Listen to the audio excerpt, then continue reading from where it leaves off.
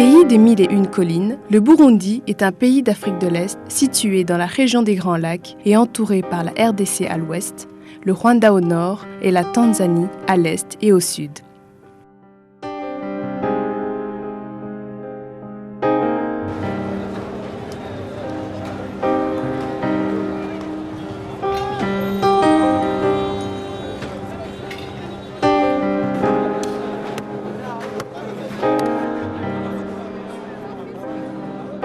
Poumon du pays, le marché central de Bujumbura a toujours été l'un des points de rencontre pour toutes les catégories de personnes, aussi bien de la capitale que de l'intérieur du pays, jusque même aux citoyens des pays voisins, tels que la République démocratique du Congo.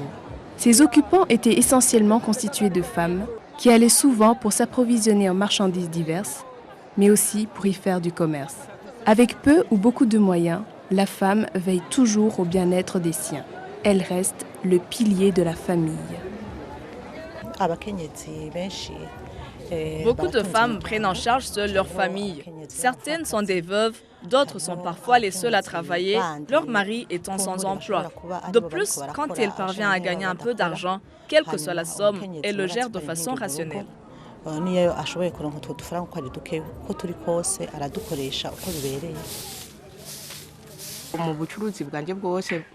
Grâce à mon petit commerce, je me débrouillais bien parce que j'étais capable de nourrir mes enfants, de leur acheter le matériel scolaire pour aller à l'école, ainsi que d'autres nécessités du foyer.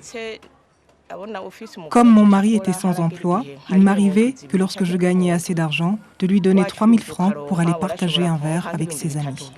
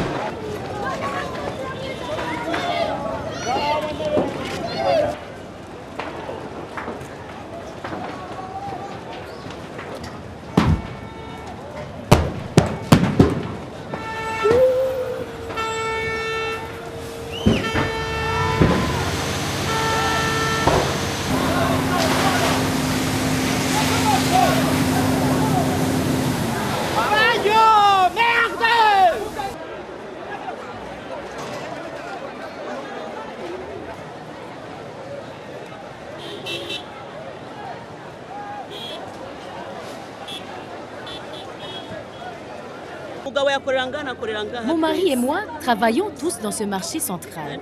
Je suis sans voix.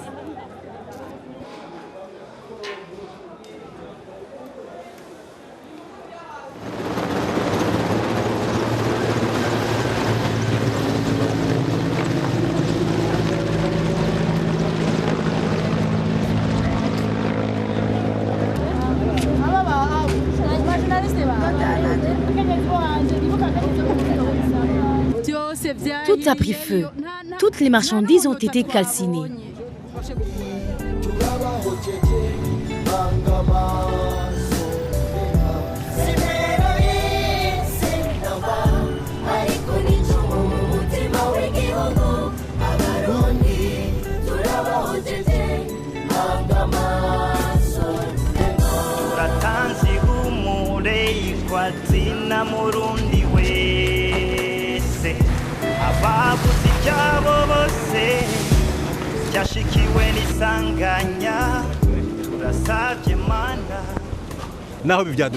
C'est une calamité ce qui nous arrive, mais cela ne freinera pas notre élan pour développer notre pays.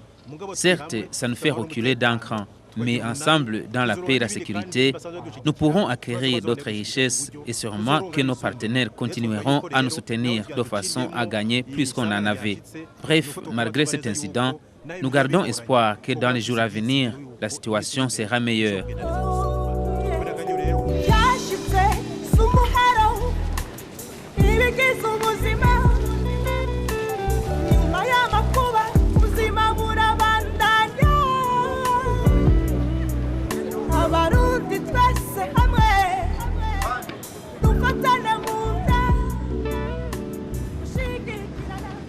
Désormais, tout est fini. Malgré les efforts fournis par les sapeurs-pompiers, le feu a tout emporté sur son passage. Aucune ombre d'espoir, que ce soit pour les Burundais en général ou les commerçants en particulier. Le 27 janvier 2013 restera à jamais gravé dans les cœurs des Burundais.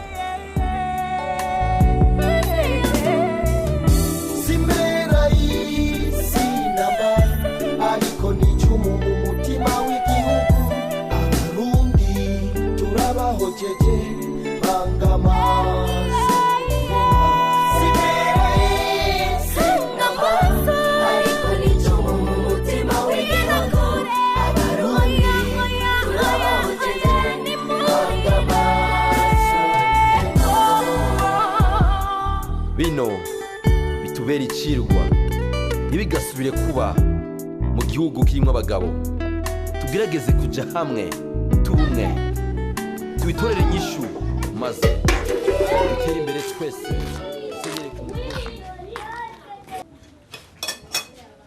Julienne traverse une période très difficile. Elle éprouve beaucoup de difficultés à faire vivre sa famille. J'étais stupéfaite et apeurée, au point de ne plus tenir debout. Une commerçante sortant de l'intérieur du marché, d'où elle venait de constater que toutes ses marchandises avaient pris feu, est tombée devant moi. J'étais incapable de la soulever pour la soutenir. Moi-même, j'avais perdu connaissance. Je tremblais de tout mon corps. Je n'avais jamais vu cet incendie nulle part. On a tout perdu. Nous avons vécu une situation d'angoisse. On était malheureuses. Nous avons appris avec peine cet incident qui a frappé le pays, qui a frappé nos membres et qui a frappé, je dirais, une grande partie de la population de Bujumbura et même des gens qui vivent en dehors de la capitale et même dans les pays limitrophes. C'était un centre de négoce où plusieurs commerçants échangeaient des marchandises, que ce soit des commerçants de l'intérieur du pays qui venaient s'approvisionner dans ce marché ou des commerçants des marchés de la ville de Bujumbura qui venaient s'approvisionner et même aussi des commerçants des pays frontaliers comme des commerçants de la ville d'Uvira qui venaient régulièrement s'approvisionner. Les affaires qui se tournaient autour du marché central, c'est comme le sang qui circule dans un corps. Imaginez-vous si on vient manquer du sang dans son organisme. C'est quelque chose de catastrophique. Julienne traverse une période très difficile. Elle éprouve beaucoup de difficultés à faire vivre sa famille. Il est arrivé un temps où nous étions réduits à nous regarder dans les yeux, sans échanger un mot.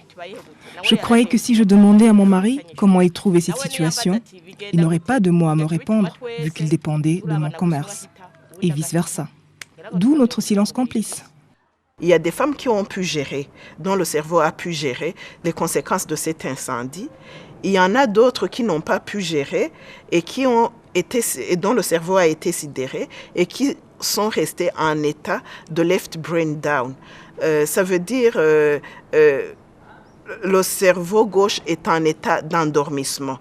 Il fonctionne, mais il fonctionne mal. Ça veut dire que la femme va traumatiser, va être irritable, va frapper les enfants quand il faut ou quand il ne faut pas, etc., etc. Elle va fonctionner, elle pensant normalement, mais en réalité, c'est anormal. Au niveau de la FAB, quand nous avons appris cette catastrophe, nous avons directement fait une réunion de crise pour voir ce que nous pouvions faire. Et dans un premier temps, nous avons fait l'identification de ces victimes. Et dans un deuxième temps, on a donné un espace pour les psychologues pour qu'elles puissent faire l'écoute à ces victimes qui étaient affectées non seulement financièrement mais aussi psychologiquement pour les aider à surmonter cette épreuve qui n'était pas facile. Et après, nous avons fait un appel de fonds à différents partenaires.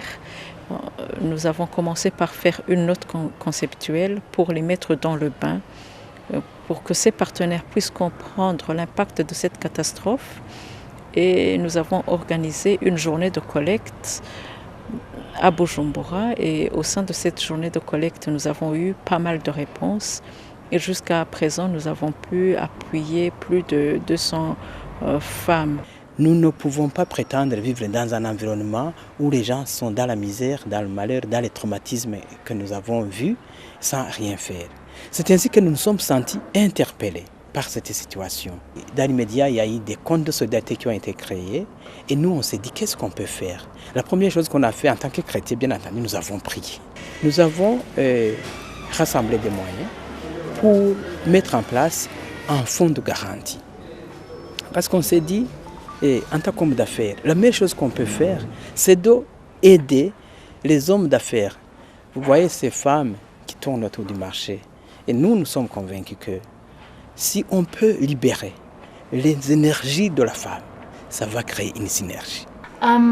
So we've supported AFAP to financially, to provide financial means to train those women on how to write their business plans.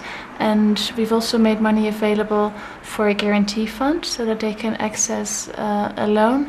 And for us, this falls in our goal, our objective of poverty alleviation through creation of jobs. La mairie de Bujumbura a pu installer certains commerçants dans les différents marchés de la mairie de Bujumbura. Mais elle n'a pas pu installer tout le monde. Il y en a qui ont, pour subvenir à leurs besoins, se sont rabattus à la rue et ont fait le commerce ambulant. Donc ce que la mairie a pu faire, c'est que plus tard, elle a pu installer certains commerçants qui exerçaient dans l'ancien site, le grenier du Burundi, elle a pu installer quelques-uns. Pour le moment, ce qu'elle est en train de faire, c'est de chercher d'autres places où elle pourra installer le reste de ses commerçants en attendant la fin des travaux de construction du marché provisoire Kotebu. L'Association des femmes entrepreneurs du Burundi, AFAB, a été l'une des premières associations à avoir secouru les victimes de l'incendie du marché central de Bujumbura. Et de toutes les femmes qui ont tout perdu dans cet incendie, seules 200 ont pu être relancées par l'AFAB, avec le soutien de ses partenaires locaux et de la diaspora. Dès que nous avons reçu cette aide, j'ai commencé à chercher où je pouvais trouver un stand ainsi que les marchandises à vendre. Comme je suis résidente de la commune Kinama, je me suis rendue au marché de Kinama où j'avais heureusement trouvé un stand ainsi que les marchandises équivalentes au capital reçu. Je ne dirais pas que la vie est aussi rose qu'avant, mais il y a un léger mieux. Parce qu'évidemment, je ne vais plus devant les portes de mes voisins quémander du sel et des oignons pour la cuisine. Vous comprenez que désormais, je suis capable de m'en procurer.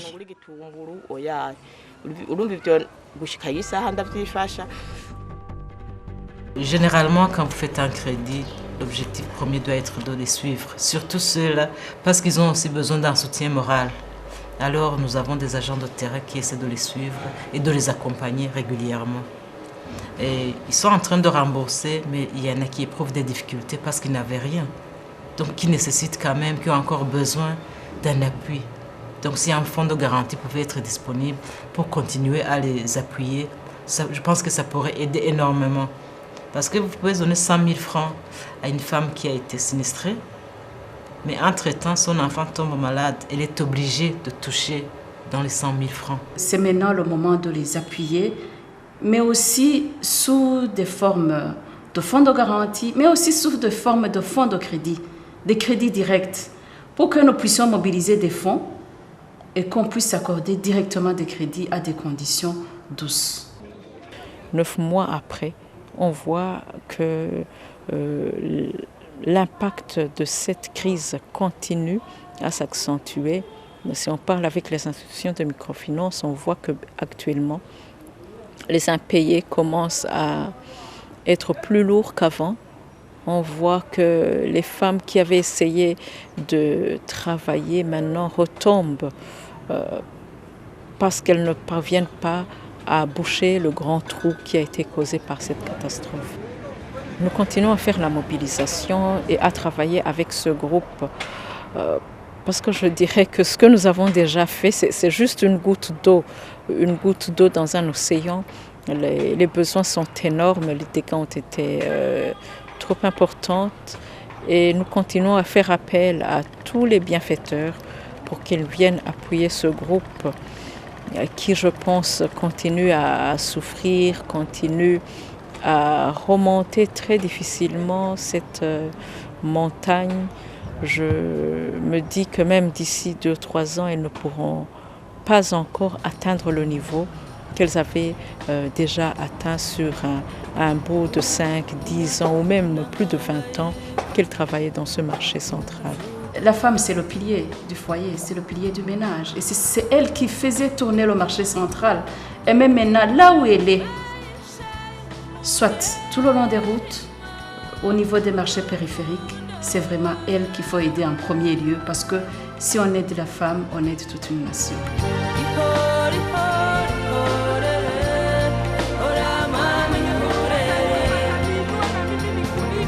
L'Association des femmes entrepreneurs du Burundi, AFAB, a été l'une des premières associations à avoir secouru les victimes de l'incendie du marché central de Bujumbura. Et de toutes les femmes qui ont tout perdu dans cet incendie, seules 200 ont pu être relancées par l'AFAB, avec le soutien de ses partenaires locaux et de la diaspora. Que vont devenir ces femmes veuves pour qui la vie continue à être un calvaire? Elles ont besoin de votre soutien, d'un coup de pouce pour renaître et respirer. Elles ont besoin de continuer à faire vivre leur famille. Quand on aide la femme, on aide toute une nation.